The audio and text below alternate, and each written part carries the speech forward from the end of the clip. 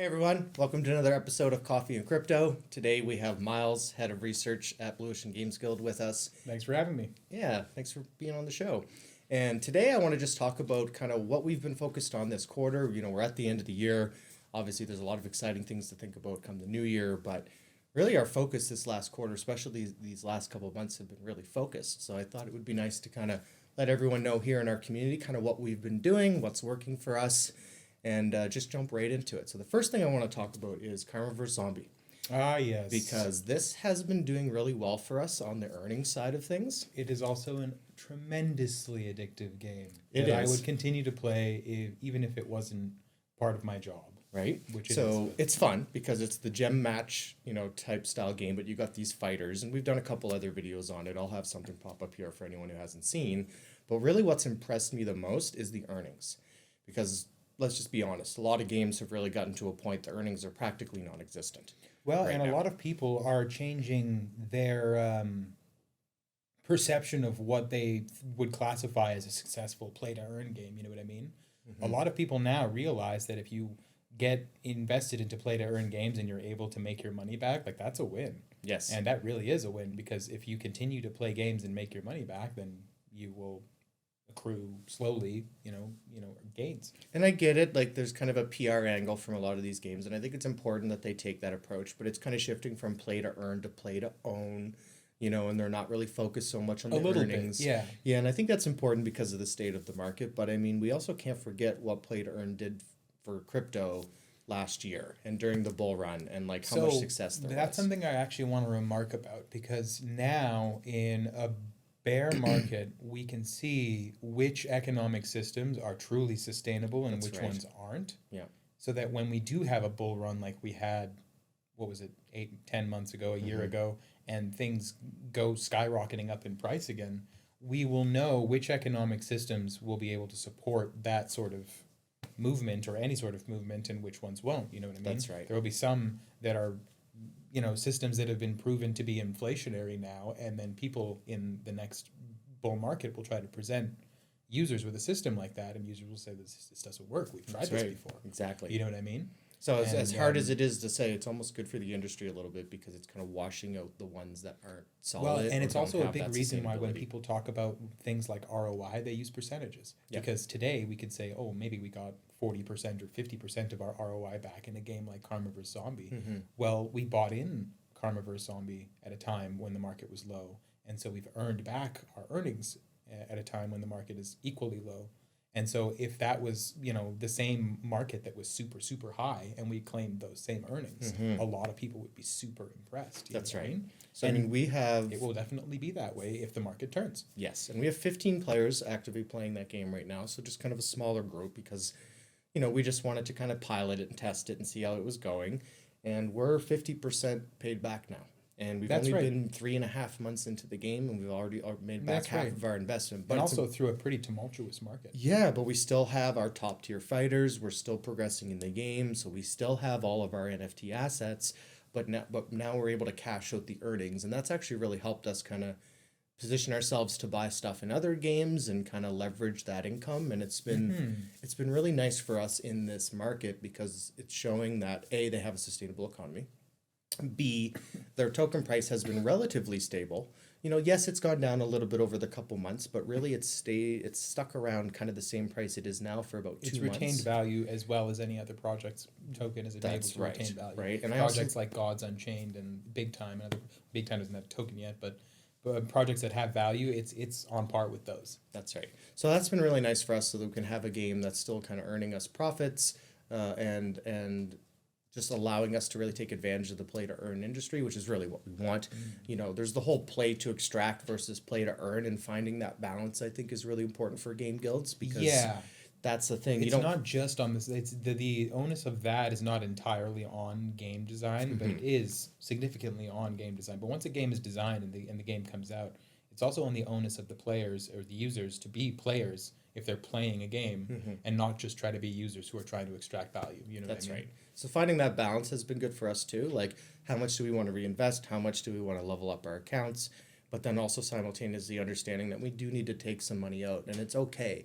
It's almost taboo within game communities to talk about selling or flipping or earning profits. But the truth is, if you're running a business in a game guild, you need to do You it. need to have allocations. Right? That's right. You need to, and it's an And important part. I don't have any particular percentages, but the important thing is that you need to be responsible with the value that you put in and the value that you get out.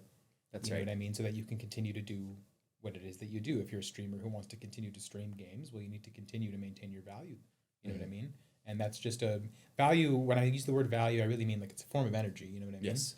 And in this case, you know, Karma vs. Zombie is a game that people can participate in and feel like their energy is in a safe place. And it works on mobile, so it's very Yeah, you can it's travel with accessible. it. It's very accessible. It's Yeah. easy to play. It's the first thing I wake up to and the last thing I touch before I go to bed. And Which it's sounds really weird, but the truth is you know, I'm always checking my Karma person. Yes. The wars happen at like 4 a.m. our time, so Mhm. it's an odd thing. We want to be on top of our wars, right? And I've missed a couple of them because I've been asleep. That was a nice update too that they added in, where it was like the Alliance versus Alliance war, and Yeah, I can still really enjoy that. I really Me enjoy too. that because then we all come together and play the game a little bit together. And then, you know, the other thing that I also enjoy is that there's like a little chat box that you can so you chat with your alliance. And then when everybody checks in to do their war things, they can go, okay, I did this, I did that, and then everybody's the strategy, the the coordination. strategies. And then you know, now we've gotten to a point where it's like people are saying, oh, I have 2 teams, I can take down a team of this value and a team of that value, and oh, I have 2 teams and a third team that probably won't win. Mhm. And then we all try to generate as many points as we can, and we end up winning the war, and it's tons of fun. It is. So I mean, that's something we're definitely going to keep at. I mean, Yeah. it's been obviously, you know, a success for us up to this point, so there's no reason why we're going to stop. Yeah. But then we also have other titles like Big Time and Mavia, where we've really got a long-term vision with them. And maybe we can talk about Big Time a little bit first. I do want to talk about Big Time a little bit because there has been a game, I think it's called the Games Choice Awards, or the Games Awards. There's 2 different game award ceremonies that one of them that's happened already that was online. They have Big Time was one of their 2-time winners, and it's actually a really great game. We've played a lot of Big Time. Yep. And one of the reasons why excuse me, if you wonder why I'm coughing and shivering, it's because it's minus 45 here. Yes. In Canada. It's freaking Please cold. excuse me if I cough a little bit. So yeah, Big Time won awards because of its gameplay. These game award ceremonies are less focused on tokenomics and economics and more focused on the gameplay of the actual game. And the gameplay in Big Time is still in its alpha phase, so it's still pretty simple, relatively simple compared to how Man, it it's will be fun. when it comes out to its full release. But it is a really, really fun game where people have to strategize together and form teams and take down big monsters and giant hordes of enemies, and there's different roles, much like a traditional MMORPG would have. And because I think people are having so much fun playing it is why I think it ended up winning a couple of awards. But the other thing is that the speculative value of the game is really high, and its economic system plans to be really good. And we can continue to collect NFTs, so you're building this collection while you're playing. Sure, you might not feel like now's the right time to sell, but it's kind of like storing that treasury away for down the road when the value does go higher. Yeah, so that's there is this sense of progression, even though the timing might not feel right to kind of unload onto the market, which is okay. And also, as we'll see more parts of the game unlock, there'll be more use cases for some of those NFTs, and maybe we're going to want to hold on to them. Maybe we're going to want to cosmetic out our guys because we want that reputation in the game. Well, I'm already or at the point titles. where I like because I've played MMORPGs in the past where people would wear certain cosmetics to signify their rank inside of a guild and or factions and things like that. So right now we have a fair bit of cosmetic NFTs in the game, and we already have people wearing shields with capes and things like that would be things that you could use in that same way. And I know that other guilds are going to do that. I think so too. And there's also going to be guilds that want to have uniforms and things like that. So and that's just like the practical use for these things apart from their cosmetic use. Yep. And the other thing I wanted to say is that some of these NFTs, while they're quite affordable, look really, really, really cool. Yeah, they do. So that's a motivator for me to play the game, because if I can play a game where I'm fighting in high level PvP and things like that, but I look really cool, it's just as it's more fun than any other game that I might play where I don't have that option. So And one thing I will really admit that's enjoy it. kind of nice, we're not focused on the earnings there. We're focused on the fun no, factor. a lot of our guild members, we played Big Time sort of as a company, regularly X amount of hours each week for a little while because we were having so much fun playing it, and we wanted to build up our earnings a little bit. But then once we had done that, we decided, well, we don't have to play it mandatorily anymore. Yeah. And we had a meeting about that, and then we just sort of kept playing it because we just all love it. Yep. So that's a good signifier. That was also the nice game to is, see, because then as a game builder, we were like, okay, guys, this is kind of optional now. We don't have to put in those required hours. Yeah. People were still jumping Yeah, in. they're still like, well, we're still going to party if anybody wants to. Yeah. And I was like, yeah, let's do it. And that showed me as the founder that people are genuinely interested in this. Yeah, that it's genuinely an interesting game. That's important to me too. And then just kind of shifting over to Mavia, so Karmaverse has been great for earnings. That's been really nice for us during this time. Big Time has been more of a long-term vision, long-term plan, just because it's so much fun. They're playable now. Yeah, and then we got Heroes of Mavia, which there's no beta. That recently got delayed, which is expected. I mean, half of all, I think there was a study recently done, like 24,000 games on Steam, 48% were delayed. Like, it's common for and if you delays to think happen, about games that you were looking forward to in the past, a good example for me would be like the Super Smash Brothers games. Those games have routinely been delayed for 3 to 6 months, even to a year, and people were outraged every time. I can't believe it. I thought Smash Bros was going to come out. Now what am I going to do? Oh my god. But the truth is that they're amazing games, and that's why everybody is so emotional about them, and that's why they're so worried about them, coming out or not. And I can see the similar reaction to Heroes of Mavia. There's some people like, oh, I wanted this game to come out. It's what I wanted for Christmas. Oh, no. Yeah. And that says to me, a lot of people are interested in how this game is going to come out. This gives a lot of legitimacy to what they're creating. You know what I mean? That's right. It's having the right reaction. That's and I'm actually glad that they did, because I would rather them take their time and produce a high quality game rather than rush it and not meet people's expectations. Yeah, there was, I don't remember who there's a person in, I want to say 2008, said a quote. He says, a good game is only late until it ships, but a bad game is bad forever, or something like that. Yes, I've heard that before. And that like sticks in my mind every single time I see somebody complain about a game that hasn't come out yet. That sticks in my mind. It's like, dude, you're going to be alive in 2 months from now, hopefully, when this game comes out, right? Yeah. So maybe just, be patient, and when the game comes out, and then if it's not up to your expectations, you can be outraged that the game was late. But there's also opportunity that's come from this, because, we're still in the Mavia Lead Ambassador program.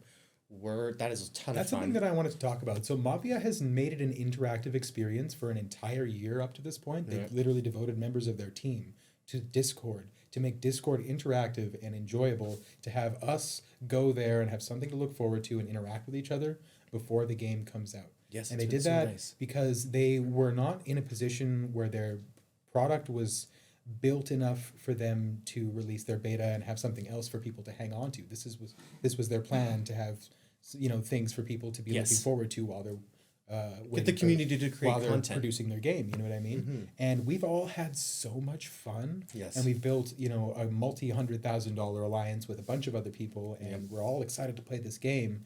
And no other project right now is really doing that. And the other projects, what they're really doing is they have, their 1/4 finished game. They're like, here, you can try this out for now. Until we're, like, for example, Star Atlas, they have their, like, you can see your ships and you can go to your garage, and it's beautiful. I love it. I think it's gorgeous. But, that will get old after, 20, maybe 30 visits. Yes. Still can't play. So. Yeah, I still can't play. I really want to play. I still can't play. I really want to play.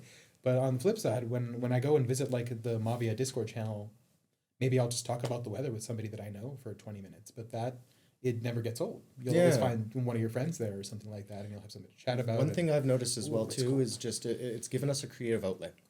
So instead of us being like, okay, we got to play this game, very business oriented, structured, it's like, hey guys, create something that's art oriented, that's content oriented, or meme oriented.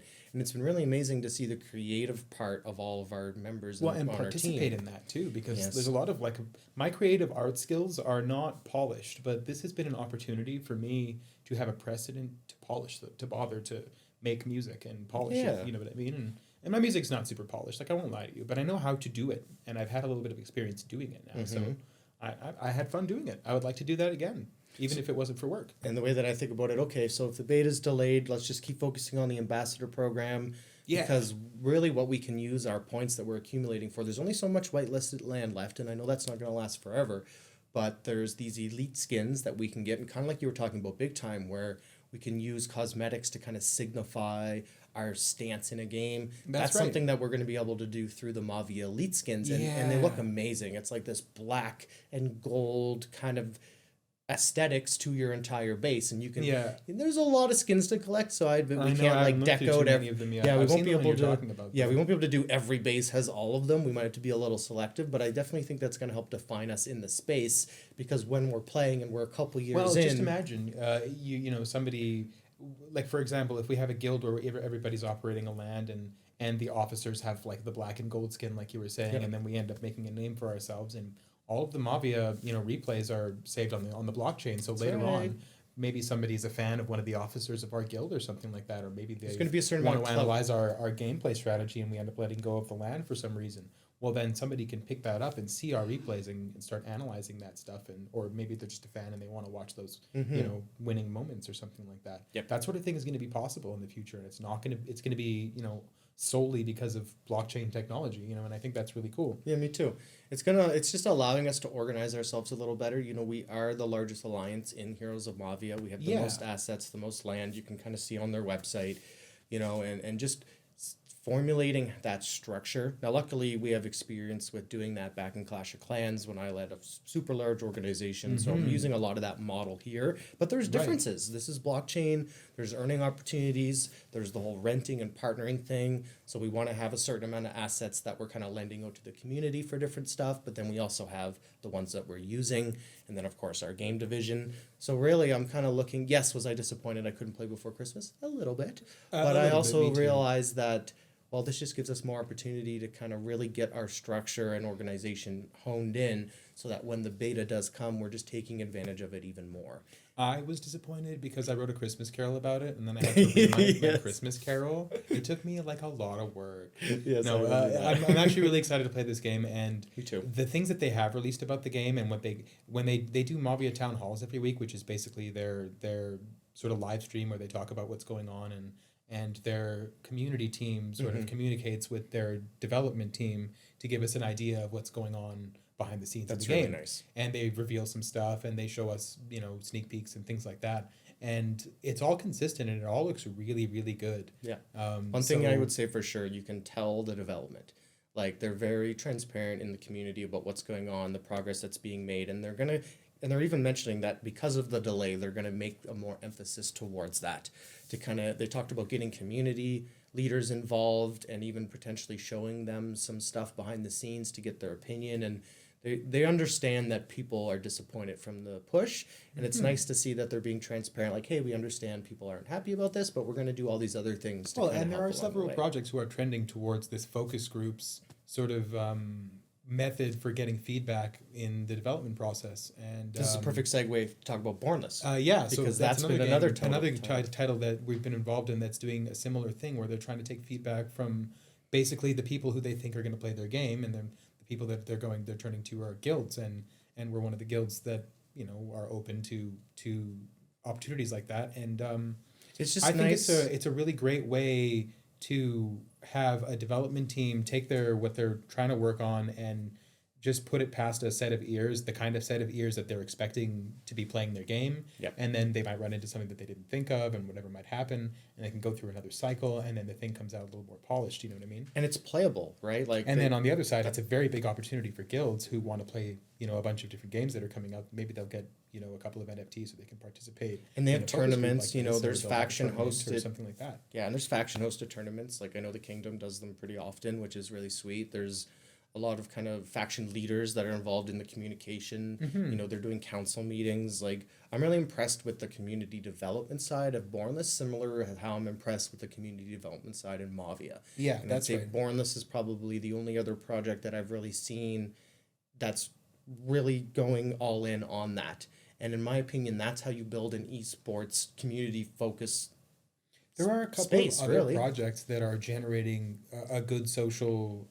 There are, Well, yep. I guess I would say social numbers, but they're doing it in a different way. They'll generally have, like, a good example would be Cornucopias. They have their Coffee Yes. Cafe, which is a really well presented presentation that talks about their project and things like that. But the difference between that and something like Heroes of Mavia's ambassador program is that there's no opportunity necessarily for the users to interact with each other Yep. on purpose. And there's nothing for them to gain from doing that. Where on the flip side, with the Heroes of Mavia thing, especially when we're doing things like creative submissions, it's really an opportunity for us to integrate as a community regardless of the team and regardless of what they're not really making a production for us to consume. It's more us mingling with each other, which I think is strong for a project in the future, because then those people are going to be like, well, hey, let's get ready to play this game together. You know what I mean? And we're all in each other's Discords and things like that already, and we've all established our alliances and whatnot, and we're ready to play. So I think that's something that a lot of projects could take a page from their book, so to speak, because that cross interaction between community members is what's making these communities so strong. Well, and from a business standpoint, it's not an expensive thing. No. All you have to do is spread fun. Yes. That's literally all that they're doing is spreading fun. And the more fun that you spread, fun is infectious, and it will get people to have fun with you. Well, it's kind of like the Mavia Elite program right now, where Christmas is coming up. Yeah. So we were like, hey guys, let's make a whole bunch of Christmas so much stuff. fun. Writing a Christmas carol was so much fun. And what there's no other project that I know of that we've really been able to do something like that. So we're kind of bringing out the holiday cheer. We're creating holiday related content. We're using it to gain Mavia Elite points, which, like I said, can be used for whitelists for some of the lands. Yeah, and then also the Elite skins. We've really positioned ourselves to launch when the game launches. We have a bunch of lands. We've got our members ready to play. We've got a bunch of alliance members who have their own things, and some of them who have some of our things that are, you know what I mean, working like the gaming division works with us. They have assets. They're ready to play the game. We have 3 different tiers for our guild system. So we're really all ready to learn how to play Heroes of Mavia and play it together. Yes, and I kind of find it a little synchronistic. We kind of covered the top 5 titles that we mentioned in one of our other videos, but those are kind of the ones that we focus on. And it's actually amusing to me because a lot of the games that we mentioned, well, a couple of the games that we mentioned ended up being award winners, and that's not shocking to me. That's not shocking to me. And the only thing I want to add, because I know we're running a little short on time here, is we have 2 new additions to the research team, 2 new members. Yeah, good friends of ours. Phoenix and Stu Mandu, and they've been helping bolster our reports a lot and making sure that things are up to date, because things have changed quite a bit over this year.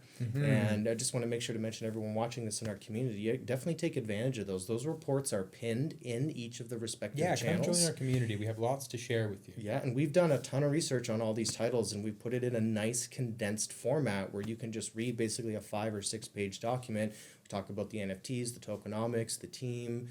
We even have a little synopsis about our opinion on it, and it's definitely a great resource to help save you guys time when you're trying to research what titles may or may not be good for you, right? Because one thing that's really unique about Web3 compared to Web2, and I say this a lot, you need to master the game before you play. Whereas Web2, you can just pick up a game, learn it as you go, but when you're spending thousands of dollars getting involved in a game, you don't necessarily want to do that. You need to know what you're getting involved in first. So we realized that takes a lot of time. So that's why we wanted to provide these reports for everybody and to help you save that time. So now you're not spending 20, 30 hours going down all these rabbit holes. You can kind of read the report, get a good sense. Then of course we highly recommend you do your own research on top to kind of collaborate or make sure some of that matches up. Comment functionality in my reports in the future, so that dedicated members or members who want to contribute to research can actually post their opinion, and it can be approved or denied by our research team. And of course, with reason. So, and then people can always ask us to research titles too. Like if you find a game that you don't see we've covered, drop us a line in our general chat. Let us know. If we misinform somebody about something, or something is wrong about one of our reports, and you notice it, and you're concerned, that'll give you the ability to speak up and say, hey, you messed up this thing. You should probably change it. And that's also why we added 2 new members to the team, so that we can keep all the reports updated, because things are changing quickly with the games. We don't want something that's 6 to 8 months old. So that's been really exciting and something that we've been focusing on a lot lately. So I'm glad that, we took a moment here at the end to kind of mention it. So definitely take advantage of that. But on that note, we should wrap up before this is the last Coffee and Crypto we're going to do of the season. The last of the year. So, we'll be back in January to talk about lots of great things and new plans that we have coming for the new year. So thanks so much for joining us here today. It's Christmas. Yeah. And until next time, everyone, cheers.